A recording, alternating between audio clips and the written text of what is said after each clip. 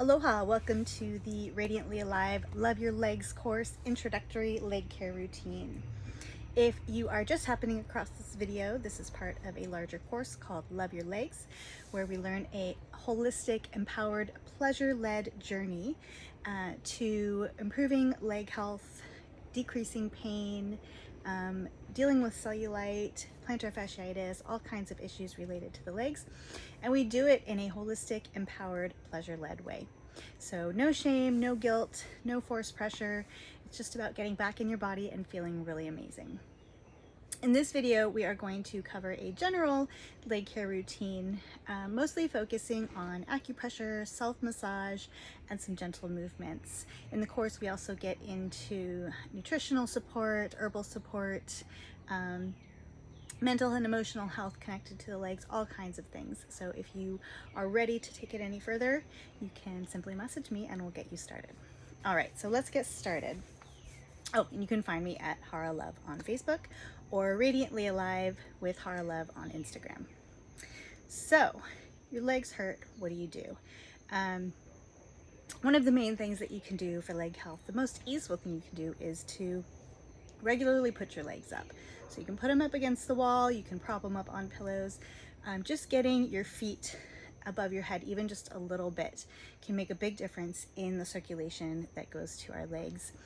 As women, we already tend to have a hard time because our hip joints are relatively wide, and when they are dysfunctional, it can put a lot of pressure on the nerves and blood vessels that run through those joints.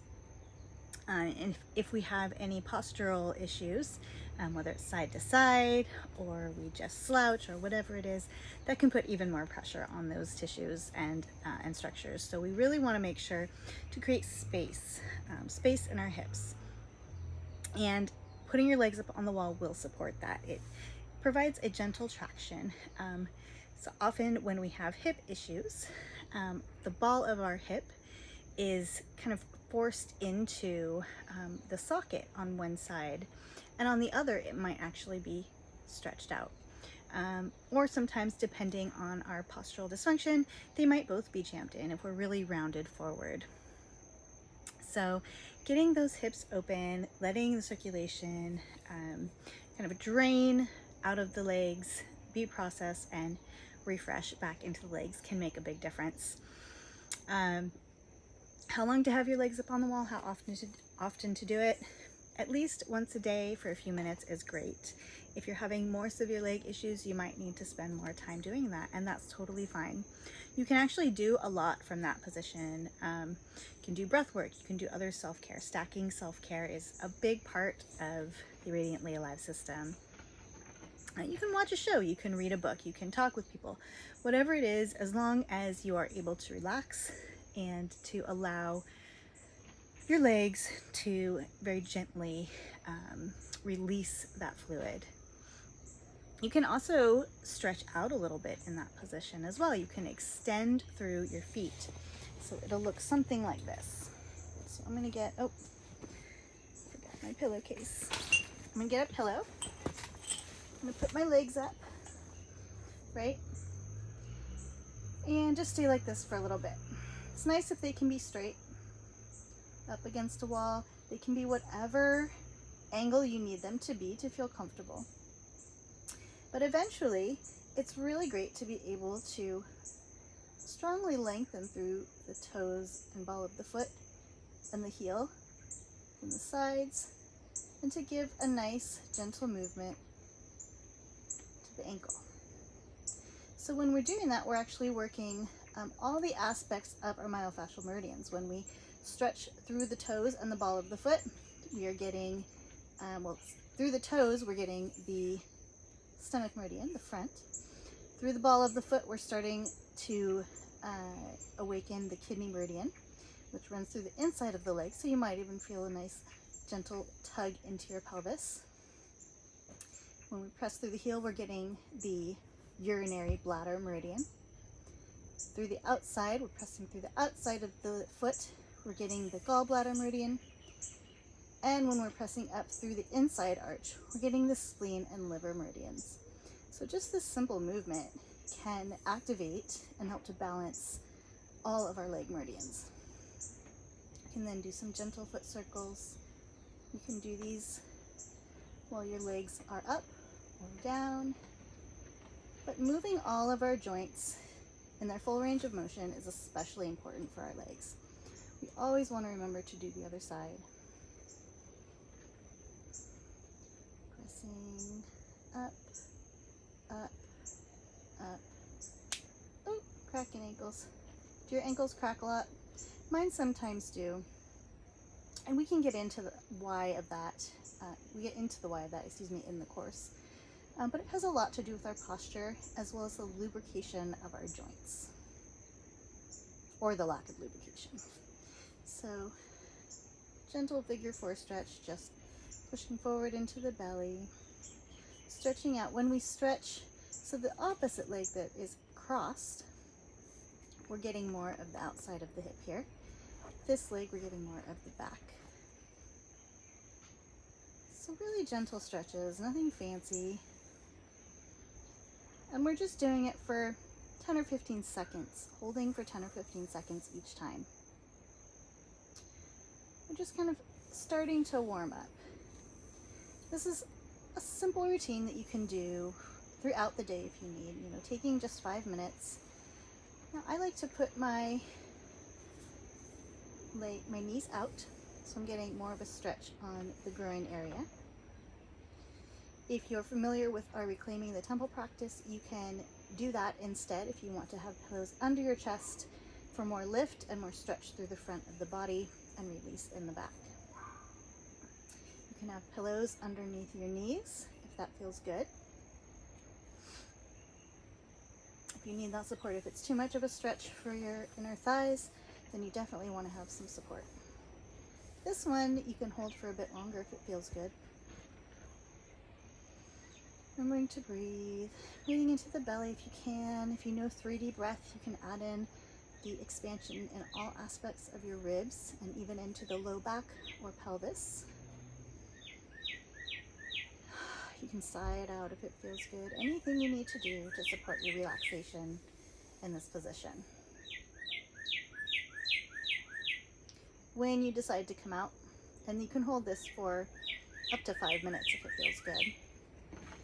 Just help your legs back up, especially if you have any pelvic issues or you are pregnant. Don't want to put any strain on the pelvic ligaments. And here we can start to do some massage. So what I am doing right now is grasping and kneading. So I'm just going like this, kind of milking along, working the stomach meridian. As I'm doing this, I'm checking out my fascia, seeing how it's doing. It's clumping up a little bit on this pathway. There's a little bit of congestion. My legs definitely need some more work. They need more attention. Going back, working the gallbladder meridian on the side. Gallbladder meridian is a super important meridian for leg and hip health. It's one of the longest meridians in our body. It goes from our 4th toe all the way up the sides of our body, shoulder, neck, and up on the sides of the head. And it plays a big role in headaches. It plays a big role, I'm going to do the other side while I'm talking, a big role in our digestion. And it plays a big role in our courage and conviction and ability to take risks and follow through. So you really want to support your gallbladder as much as you can. It's one of the most important meridians in health as we age. So I squeezed my thighs, right? Did some grasping. Do some on my calf as well, those same meridians. So I'm a little more vigorous with the meridians on the back and outside of my legs, and the top. So the stomach, gallbladder, and urinary bladder. These are young leg meridians. These are more active meridians that can take a little bit more movement and pressure. If it's tender, like sometimes if we have a lot of cellulite or a lot of tension through our hips, it can be tender. We don't want to hurt ourselves. If it hurts so good, that's fine. Sometimes when we are breaking through to new levels, if we have a lot of cellulite or we don't have a lot of circulation, it can feel kind of tingly. As long as it's not painful, it's okay. So I'm just doing some smoothing on those meridians. Now, why would you work more on one meridian than another? If there's a lot of tension in that meridian, or it's more painful, you can, tension responds well to some good pressure for a short period of time, and pain actually likes some lighter pressure more frequently, so you can alternate. I like to add in really gentle, soothing strokes in between, because we want to encourage our nerves and our muscles to relax. The more vigorous stuff gets the fascial tissue. It helps to break that up. So as we're pinching, kneading, things like that, we're breaking up the fascial tissue. Then as we're soothing, we are encouraging everything to release. So you can add in some movement if you like. Play around with flexion and extension of the knee and ankle. Play around with circles. Whatever feels good. So now I'm going to the inner leg, right? And this one I like to warm up first. So typically I will have it resting. This position is another great leg position, by the way. So if we are in our figure 4 towards the chest, we can drop our foot down, press forward with the crossed knee, and we'll get a nice stretch in our groin and hip. Again, not too much. If you need support under your low back, go ahead and grab a small pillow. If you need support under your neck, anywhere you need support when you're doing any of this leg care routine is a good idea, anytime you need it. So as I'm pressing out, I'm also stroking. Excuse me. You can play around with working on contracted or relaxed muscle. Sometimes if our muscle is in a spasm, it won't be able to take a lot of pressure. And other times when it's in a spasm, it won't be able to take light pressure. So you just need to explore and see what your body responds to. So I'm doing some nice gentle circles with my palms and fingers. Stroking inwards, stroking with a light pressure to the depth of just under the skin is great for helping to push lymphatic fluids into processing centers in the groin. So while your legs are up and already draining down, we're just giving them a gentle push.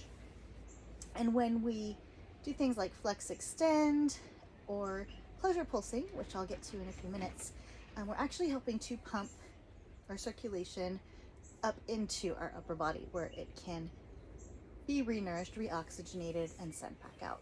So often as we age, we get blood and lymphatic fluids pooling in our legs, causing swelling, varicose veins, things like that. And unfortunately what happens is, even though we have a lot of fluids and blood, they're stale, they're stagnant. We can't actually use them for anything. They're actually inflammatory. So when we push those out and fresh supply of blood and lymphatic circulation can come back in, then our tissues can actually be nourished again. So I'm going to do my inner thigh. What I'm doing right now is largely intuitive. I have sort of a base of practices, protocols, exercises, and postures in my head that I tend to recommend the most, but I am also listening to my body right now, and I encourage you to do the same. Over time, you'll be able to be more inventive with your movements and postures, and in a lot of my courses, though not all of them, we touch on that in a deep unwinding practice where we learn to really allow our body to flow in a way that naturally releases tension. So if you're interested in that, you can let me know. So pushing the fluids towards the middle, and working with the lymph and circulation. It's nice to go generally thinking about towards the middle. These areas on the inner thigh also do respond well to acupressure. They can sometimes tolerate some light gripping, but if it's very chunky, there's a lot of adhesions, it can be quite tender. So we can start with just some gentle acupressure. If you haven't taken or watched the acupressure introductory videos, I highly recommend that. So what I'm doing is finding tender spots on this strip on my inner thigh. We have 3 meridians that run through here, the 3 yin leg meridians. They are the meridians that run from the inside of the foot or the bottom of the foot in the case of the kidney, up through the pelvis. So they have a strong correlation to our sensuality or sexual pleasure, our womb, menstrual health, fertility, pregnancy, all of that. So making sure these guys are super functional is a very good idea. So you can press rub with your fingers or with your thumb any tender spots just for a few seconds. Once it feels good to press for longer, you can go and do some gentle gripping, focusing on thumb press. Pushing down and in towards the pelvis. And brushing again. So when we further our leg care routine into using tools like cupping, gua sha, or smoothing, rollers, things like that, we can really make an impact on our fascial health. And so we'll get into that further into the course. Let's see, so I would like to actually bring my feet in, let knees out gently. So we're engaging the pelvis, so drawing up slightly on the pelvic floor.